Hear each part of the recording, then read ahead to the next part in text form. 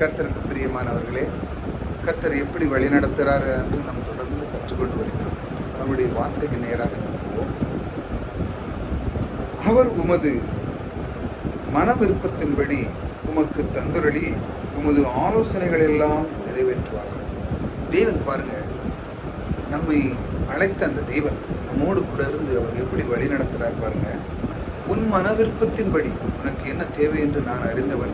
ஆக நீ என்னோடு கூட இருக்கிறாய், என் வார்த்தையை கீழ்ப்படுகிறாய், என் வார்த்தைக்கு முதலிடம் கொடுக்கிறாய், என் வார்த்தையோடு நீ மனம் புரிந்து கொள்கிறாய், என் ஆலோசனை கேட்கிறாய், என்னோடு கூட இருக்கிறாய் என்று அவன் ஒருவன் உணர்ந்தவுடனே, இந்த தேவனுடைய அன்பை அவன் உணர்ந்தவுடனே அவனுக்கு என்ன கிடைக்கும் பாருங்க.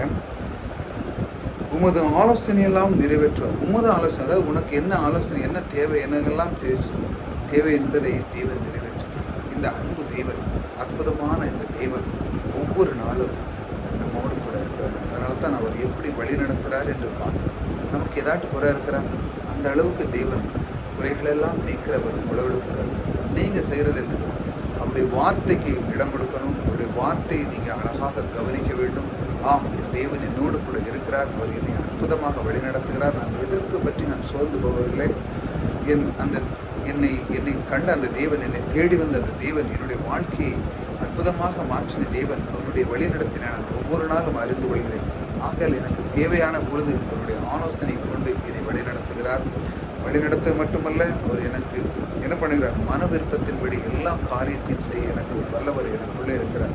எல்லா நன்மைகளான நான் யோசனை செய்கிற எந்த ஒரு யோசனைன்னு சொல்லலாம், இதை ஒரு நன்மையாக நான் செய்ய போகிறேன், இந்த காரியத்தை எடுத்து நான் செய்ய போகிறேன் என்று ஒரு மனிதன் நினைக்கும் பொழுது தேவன் கூட இருக்கிறார். கர்த்தர் பாருங்க, இந்த மாதிரி தான் அவர் வார்த்தையை கொண்டு உங்களை வழிநடத்துகிறார். நீங்கள் எப்பவும் சரி, உங்களுடைய மன விருப்பம் நல்ல ஒரு எண்ணத்தை உங்களுக்குள்ளே இருக்கும் பொழுது தேவன் உங்களுக்கு நல்ல ஆலோசனை கொடுத்து உங்களை அற்புதமாக வழிநடத்துவார். இதுதான் தேவனுடைய அன்பு பாருங்கள்.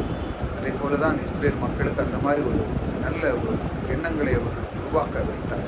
அடிமைகளாக இருந்தவர்களுக்கு, ஆம், என் தேவன் என்னோடு கூட இருக்கிறார், ஆபிரகாம் தேவன் என் தேவன் என்று சொல்லி மோசே எழுப்பி அந்த மக்களை விடுதலையாக்கினார். அதே போல் அந்த மாதிரி ஒரு எண்ணம் உங்களுக்குள்ள வர வேண்டும். ஆம், நான் கீழே இருப்பதல்ல, என்னுடைய வாழ்க்கை மேலான ஒரு வாழ்க்கை, அதை எனக்கு தந்திருக்கிறார்.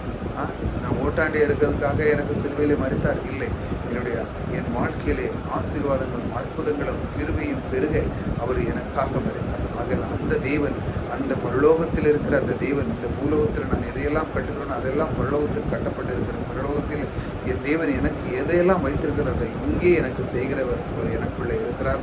ஆகையால் என்னுடைய அன்பு தேவன், பரலோகத்தில் இருக்கிற அந்த தேவன், என்னுடைய வாழ்க்கையில் எல்லா மன விருப்பத்தையும் எல்லாம் செய்கிறவர்.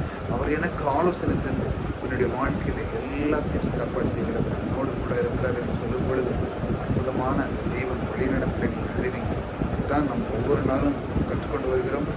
நம்முடைய அன்பு தேவன் நம்மோடு கூட இருக்கிறார், ஆலோசனை தருகிறவர் நம்மோடு கூட இருக்கிறார். கர்த்தர் உங்களை ஆசீர்வதிப்பார்.